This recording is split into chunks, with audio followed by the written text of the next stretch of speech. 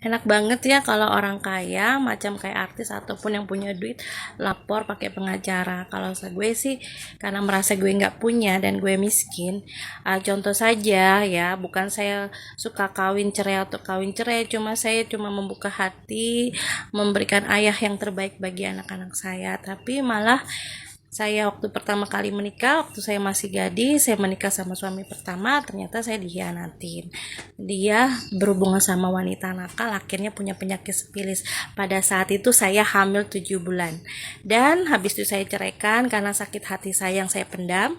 Dan yang kedua, saya menikah lagi dan mencoba membuka hati. Tapi karena saya nggak direstui sama orang tuanya, karena saya janda miskin, gak punya apa-apa, dengan berita saya punya mantan suami dulu korupsi Coca-Cola, padahal mereka tidak tahu ceritanya bagaimana saya bisa menceraikan mereka.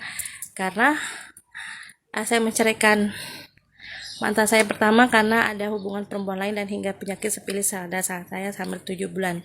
Dan suami saya yang kedua itu karena narkoba, dia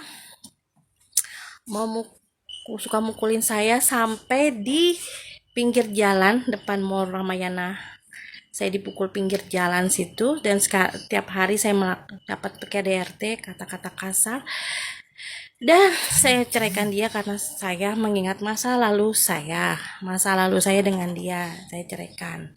Walaupun dia sudah berubah, tapi sakit hati yang lalu itu bikin saya sakit hati. Jadi saya permainkan juga perasaannya, bagaimana perasaan saya yang dulu yang sering dilakukan KDRT dan berkata kasar.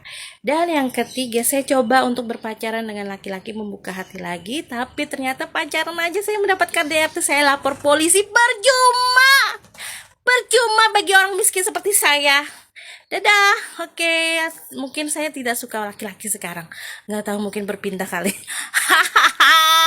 Ingat kamu, bagi laki-laki yang udah sama saya, KDRT terus sakit loh. Sampai sekarang tuh saya trauma untuk berhubungan sama laki-laki lain. Apalagi kalau laki-laki malas kerja.